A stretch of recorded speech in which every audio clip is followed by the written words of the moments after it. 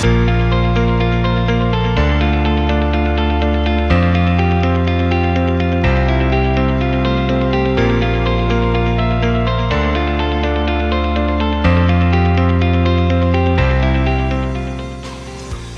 everybody. Welcome. My name is Aaron DeVore. I'm the Chair in Transgender Studies and your host for today's event.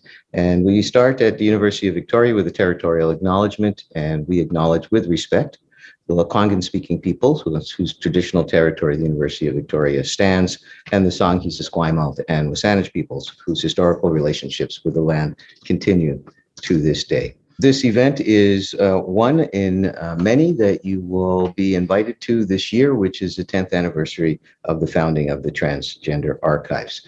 Transgender Archives was officially launched in fall 2011 at a joint gathering of the World Professional Association for Transgender Health and the Southern Comfort Conference and the U.S. Gay and Lesbian Medical Association. I now want to introduce you to Cyrus Marcus Ware.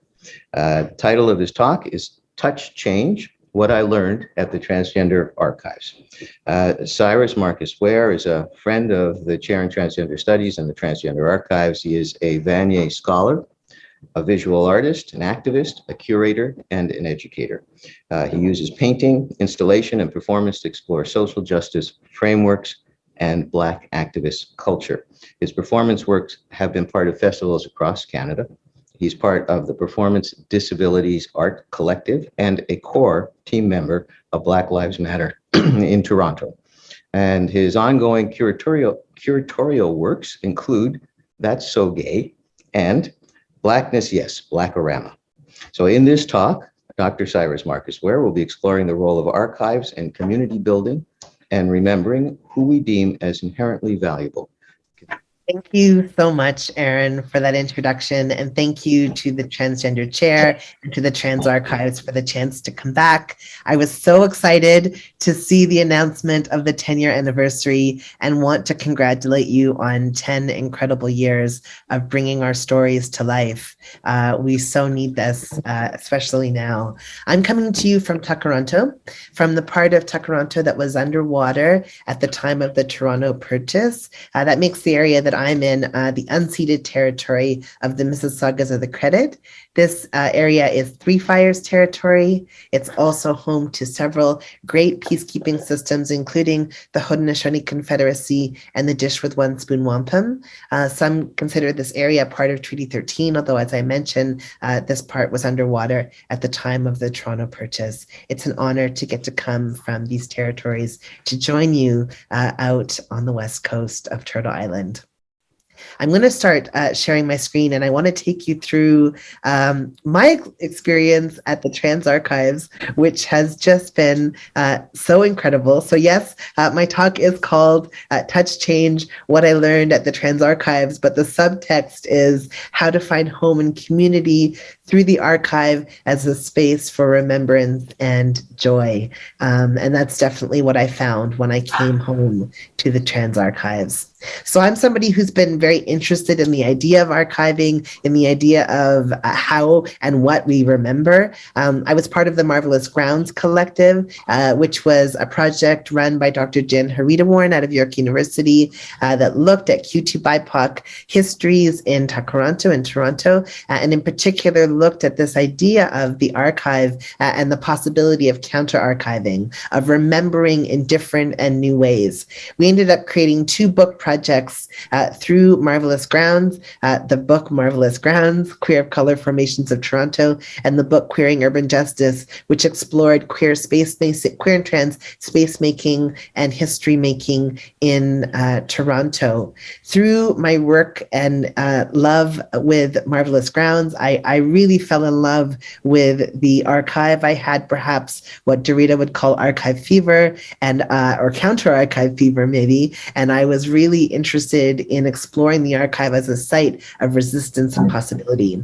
I ended up writing an article that got published in 2019, but what was written earlier around the time that I began my engagement with the Trans Archives. And it was called All Power to All People, Black LGBTTI2QQ Activism, Remembrance, and Archiving in Toronto. And what it looked at was the absenting of QT BIPOCs, so queer, trans, Black, Indigenous, and people of color from mainstream white archives. And, I was somebody who had gone to a lot of archives to look for my community and my history and hadn't found it. And so through Marvelous Grounds, we realized the importance of starting to collect our own stories, to collect our own histories, and to build out a narrative because the mainstream archives hadn't done a terrific job at collecting the stories of BIPOC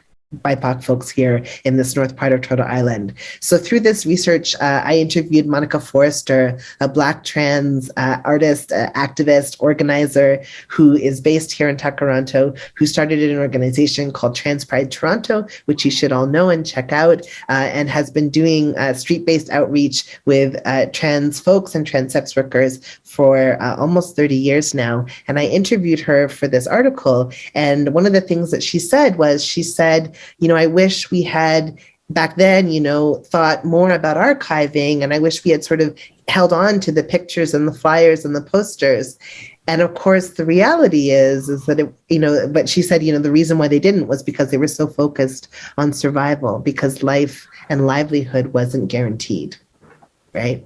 So I was thinking, but of course, the reality is that there was archives at that time collecting and amassing queer ephemera, but just not collecting that of trans people, and in particular, not collecting that of trans people of color. So there was someone else who was not interested in the archives of Monica Forrester and her allies. And so this is the work that needs to be done. So anyways, I ended up getting to spend a significant amount of time under the mentorship of artist, Indigenous, activist, and transformed great-grandmother, Ayanna Miracle, and got to spend the last year of her life working with her in mentorship.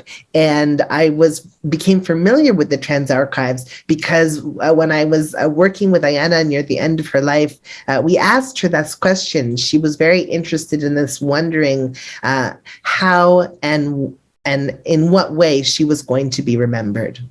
How do we be remembered after we pass on? And so she wanted to have her things, the ephemera from her artistic career, the ephemera from her life, packed up and put together, and a large portion of it sent to the Trans Archives because she wanted it to have a home there. And there is this incredible, you can see on the screen here, this beautiful image of Ayanna, I think smoking maybe, in a beautiful pose. But there are some incredible works now from Ayanna Miracle in the Trans Archives, and we sat together. These are some bones that you can see on the screen that were used in one of her performances.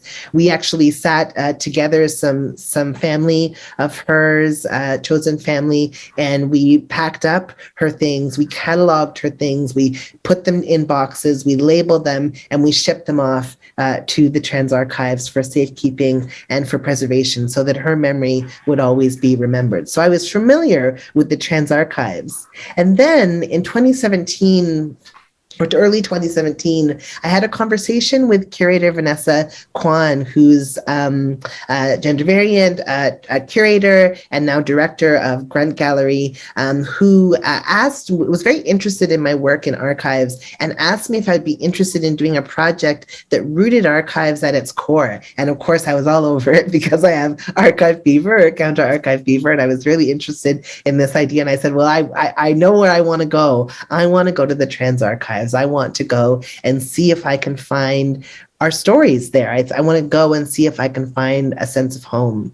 When I was doing research with Marvelous Grounds, I had interviewed a self-proclaimed sort of white queer elder who had done significant things in our community, and I was being interviewed by him for a magazine, and I was talking about trans women of color leading our movements and being so foundational in some of the early organizing in the late 1960s and early 1970s in the States, but yes, here in Toronto as well. And when the interview was over, the microphone and the tape recorder was turned off. He leaned forward and said, that's not true. There weren't trans women of color there. I would remember them, and I don't remember them being there, so they weren't there. So this idea that the white gay story is the story, and our story keep getting erased. So I was really interested in upsetting this narrative and saying, hold on a second, we know that Marsha P. Johnson existed. We know that Miss Major exists. We know that, as Miss Major says, we are still fucking here. We know that we existed. And just because we weren't considered important enough at the time for mainstream archives to collect our things, or for white gay historians to consider us worthy of being remembered, doesn't mean that we weren't there. So I wanted to go to the Trans Archives to look for a little bit of home. So I arranged it with Aaron. It was an incredible process. And with open arms, they said, yes, come and explore and see what we have. And I packed everything up and headed out to Victoria to explore in the archives. Aaron said to me, I want you to know the archives are largely shaped by who donates work and what is collected. And of course, there is going to be a lot more content collected by white trans folks or around white trans stories because of the way that the world has played out in the last 500 years. But I'm going to help you try to find some BIPOC folks in the archives. And that's in fact what we ended up doing. So what you see here is some of the writing and ephemera from Reed Erickson, who had a prolific collection in the archive, which I did pour over out of fascination. And this is a post that I made on November 23rd in 2017, after spending days in the archive. I was really thinking about this idea of how and in what way we're going to be remembered. And if you've ever spent time poring over something like Reed Erickson's life collections, you're remembered by particular things, meeting notes and scraps of ephemera and legal documents and those kind of things. So just asking our trans kin how they want to be remembered when they go, and what things they want to have around them as objects of remembrance, and in what ways do they want to be remembered. So I was thinking about this idea of a life translated into a box of ephemera, and what that does and is doing, and what it might mean for us to think more actively about how we want to be remembered. So I turned to Aaron. I said, yes, and Michael. So thank you to Michael also at the archives and all of the staff there. They were so incredible, and they pulled out some incredible resources for me. They said, we don't have maybe the largest collection of BIPOC stuff, but here's what we have. We want you to get to explore. And these objects were incredible objects. The object you see on the screen here with this book that was an object that was an installation all at once with this beautiful 3D lips. There was a book that had these beautiful images, which I'm going to show you in a minute. And you'll see on the Trans Archives pinned image there, you'll just see them going through the book as I go through this. But there were these beautiful books, The Gender Frontier as well. And I ended up stumbling on this image of a Black trans person, trans feminine person, sitting on the ground at a protest. They've got the police department barricades behind them, and they've got this sort of sign with this protest, and they've got a pamphlet with them. And I was just struck. I mean, I found I'm an activist, I'm an organizer, and I found what I was looking for when I found this image. And I kept looking and kept digging deeper, but this image is going to come back again later in the presentation. I was like, wow, trans activism is alive here in this image, in this moment, in this archive, in this place in, Northern Turtle Island that is this hotbed of activism. There was also just such beautiful, gorgeous images of glamour, of joy, of style, of BIPOCs taking up space, of trans feminine people taking up space, of us being ourselves unapologetically, page after page of these beautiful, gorgeous images of trans racialized people, celebrating their lives, taking up space. Some, really saucy. I love this image of this Black trans masculine person, smoking in the garden. Just, obviously, like they know that they got it going on and they're unapologetic about it. Just these beautiful, really striking images that offer an insight into BIPOC trans life in a particular moment in time. And I was just so captivated. I would come every day to the archives and just keep poring over these images, trying to understand. One of the things about counter archiving is you try to understand the story behind the picture, the sounds of the club where this person dressed up as a devil eating an apple. What was the music like, and what was the sound like, and what did it smell like, and was it smoky, and what was it like to be there? I just pored over these images and fell in love with these documentations. Now, I around the same time as I was exploring and delving into these images in the books and sort of exploring and delving into these images in the catalog and in the fawns, this incredible song came out. I was at the Trans Archives, coincidentally, during Trans Week of Awareness, and Vivek Shraya had put out this beautiful song, Love Is Not Love, that is about trans racialized trans women, two-spirit, indigiqueer, non-binary, and trans feminine folks, with this beautiful line at the end that says, "Very really, if I disappear, come find me." And this song is so much about being remembered and how we're going to be remembered. I'm just going to play.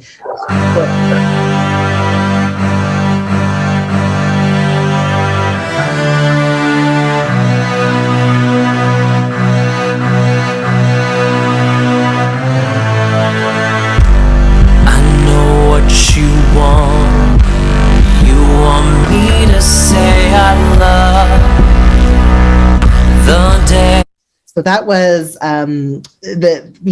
this. You should totally listen to it's a banger. You should listen to the song. It's called "Love Is Not Love" by Vivek Shraya's group To Attached. This image features Kai Cheng Tom, Kylie May, and Raven Wings, all together as this image, this sort of fierce image. But it asks this question about: are you going to remember me, and are you going to make sure that I don't disappear, that I'm not one of the disappeared? And it is this call to action. It came out while I was poring over these images in the archives, and I listened to it on repeat, and it really made me think about this question: in what way and how do we want to be remembered, and how are we going to ensure that all of us get to be remembered, and that the stories of racialized, Indigenous, Black, BIPOC folks are captured in the archives, and to make sure that trans folks are celebrated in these spaces. So anyways, at the end of my time at the archive, I gave a lecture about what I was just preliminarily starting to think about in terms of research and exploring. This is me with Professor Devi Messina, who's a prof out there, and some of the other folks who came to the talk. Can it's so nice that this talk is a hybrid talk today, and we have folks in the room live, and we also have folks on Zoom. This was a live talk, and I definitely missed those. But this was a beautiful chance to just explore and talk about what it was I was finding in the archives and what I was looking for. Now, I will mention that one of the other things that happened as an unexpected outcome of my research in the trans archives, looking at these glamorous images and these beautiful pictures of trans people taking up space and putting on their lipstick and sitting on cars and laughing with their friends and just being doing their nails and just being unapologetically trans, led me to start taking and documenting my own image and trying to think about how I want to be remembered. So on the left, I have an image that I took just after a long day in the archives in 2017, and on the right, I have an image of myself from very recently in 2021. Definitely feeling more confident and owning the image more unapologetically, thanks to my time looking up to these figures that I was experiencing and exploring in the archives. So this idea of touching change, I was very moved by my time in the archives. And one of the things I was thinking about was thinking about how I might be able to bring the archive to life for folks who might not have had a chance to come to Victoria or have had a chance to come to the McPherson Library, and how to bring some of these people into existence, into the lived world again, as a way of doing systems change, of saying, hey, trans people have always existed. We are here, we are amazing, and we are part of this world. This was part of shaping and touching and shaping change. I took this phrase, touch change, from Octavia Butler, a Black speculative fiction author who wrote many, many, many, many, many books, including Parable of the Sower and Parable of the Talents. And in this book, the main character, Lauren Olomina, has this phrase where she says, all that you touch, you change. All that you change changes you. The only lasting truth is change. And later on, she goes on to say that we should touch change. We should actually put our hands on change. So in the same way that I'm saying we need to put our hands on the archive, we need to activate the archive. We need to, these beautiful BIPOC trans folks who are in this archive, all of that incredible material of Ayanna Miracle that's been donated to the archive, all of these things need to be animated and activated and lived again, in life. So thinking about this idea of touch change, I ended up deciding to make a mark on myself to always remember this moment in Victoria, this moment at the archive. And I ended up getting touch change actually tattooed on myself to really commit myself to this idea that I was going to do everything I could to touch change, to kind of create the kind of world where trans people got to live long enough to become elders, where trans children could urinate and pee anywhere that they needed to, and where trans lives were assured. And that's where I came to the title eventually for this exhibition that I'm about to describe at Grant Gallery. Now, I'll mention that Walida Imarisha, who's a Black speculative fiction thinker, she wrote this in 2016. Whenever we try to envision a world without war, without violence, without prisons, without capitalism, I'll add in without transphobia and genderphobia, we are engaging in speculative fiction. All organizing is speculative fiction. Organizers and activists are dedicated to creating and envisioning another world or many other worlds. What better venue for organizers to explore their work than science fiction? So she says that all activism is speculative fiction because we're daring to dream that another world is possible. So I was really interested in using speculative fiction and this idea of the future to understand what I had learned in the archives looking at the past, as a way to imagine a future world where the figures that I saw in those glorious images were freer in a future place. So I created an exhibition called 2068. It was set in the future, 2068 Touch Change. And it was held at Grunt Gallery, which is an artist-run center and gallery in Musqueam, Squamish, and Tsleil-Waututh territories in Vancouver. It was curated by Vanessa Kwan. So again, the person who had invited me to do this exploration and where I had said, please, can I go to the Trans Archives? And what I did for this exhibition was to return to this image.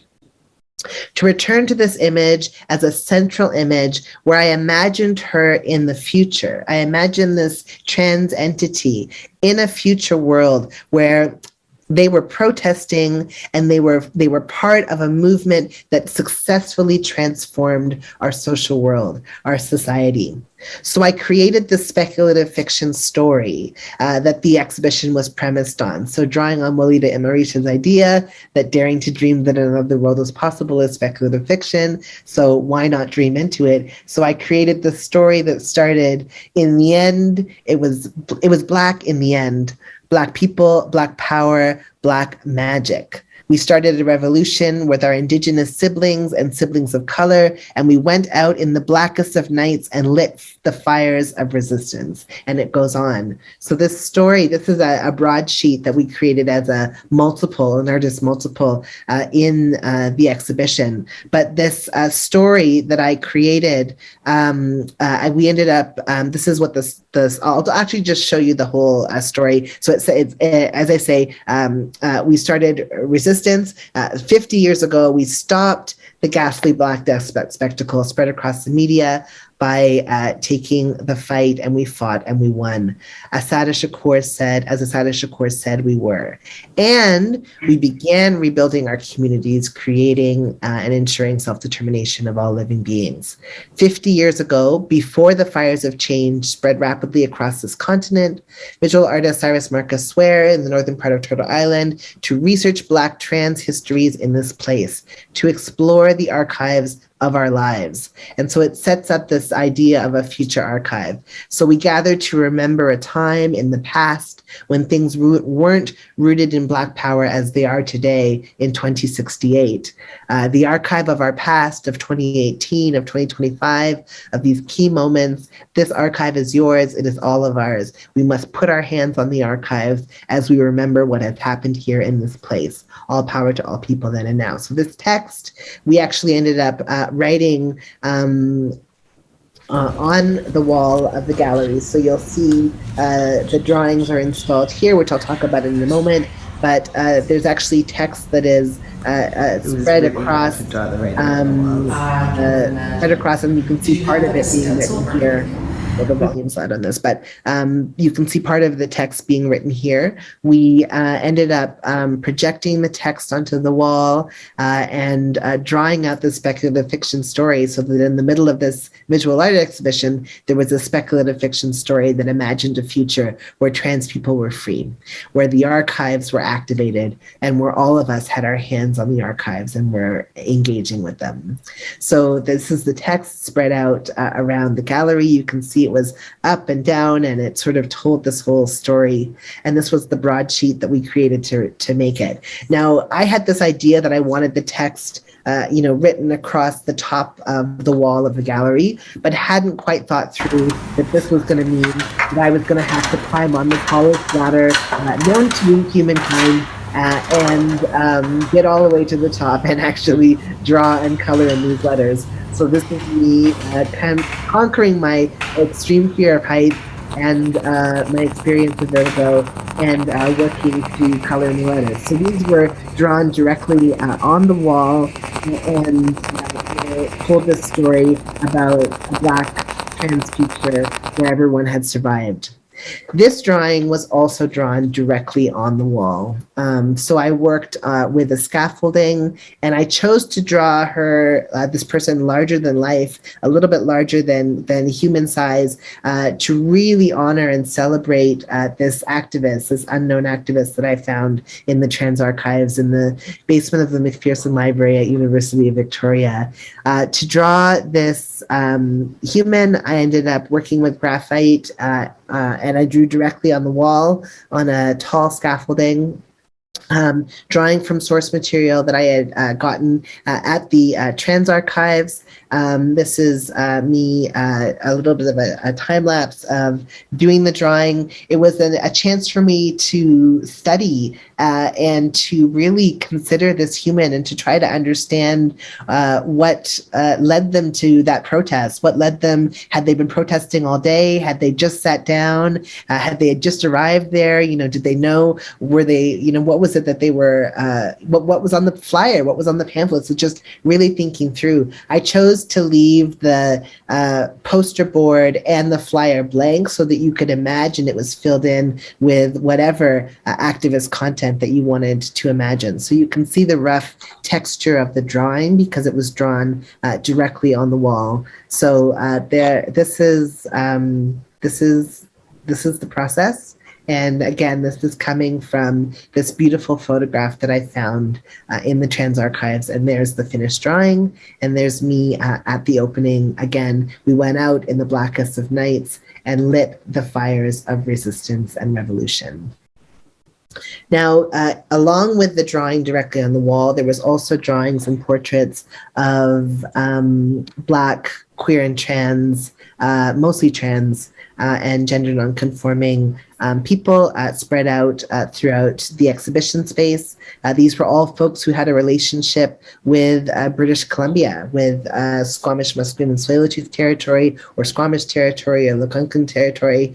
And this is Miss Guy Noir, an activist and organizer. This is Keisha Williams and Dainty Smith and Melissa George, all organizers who have organized based out of either Victoria or Vancouver.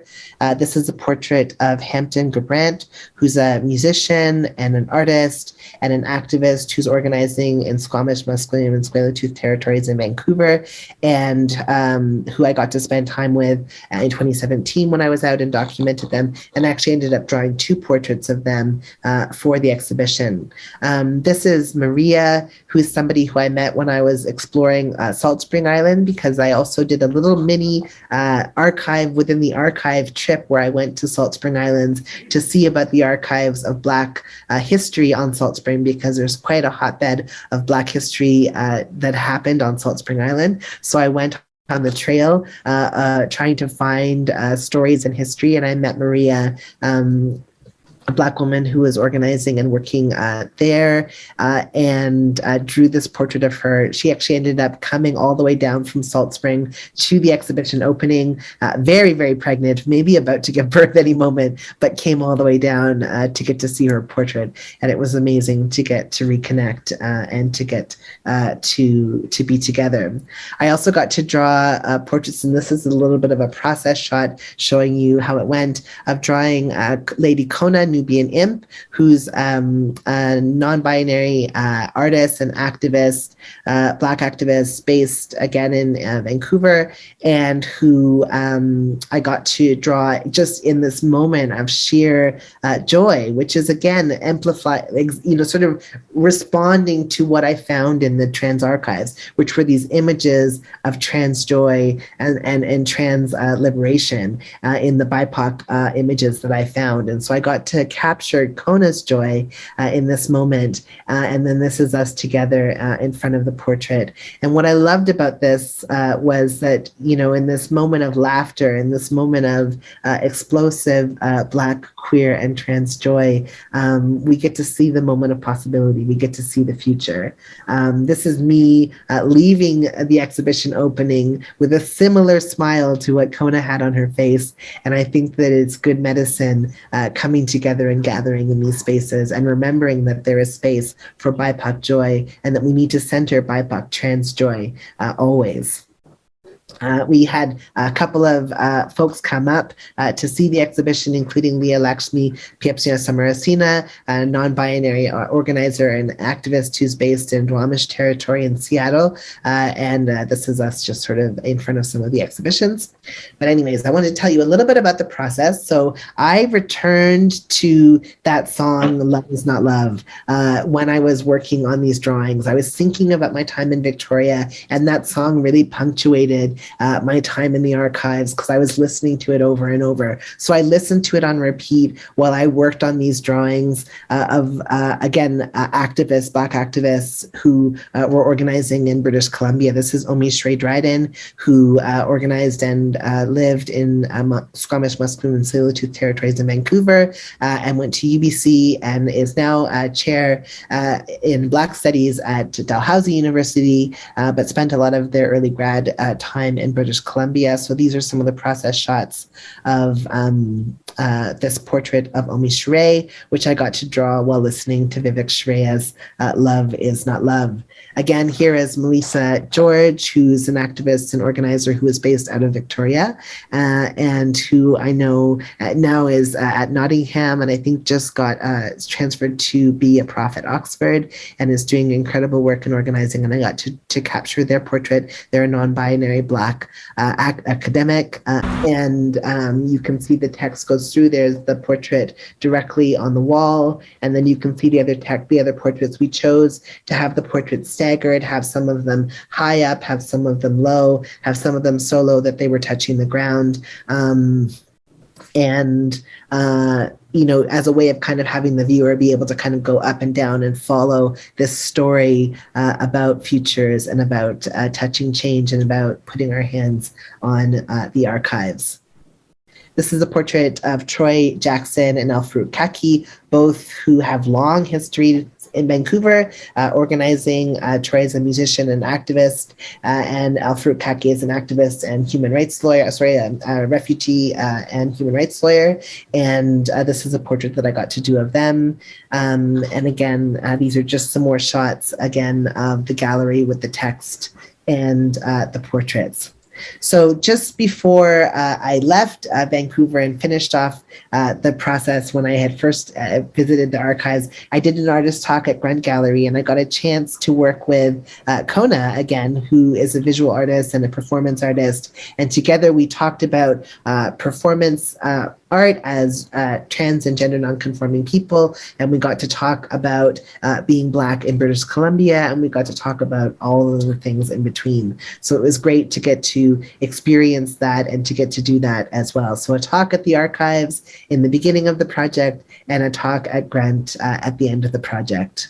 So my time at the archives began in the beginning of Trans Awareness Week.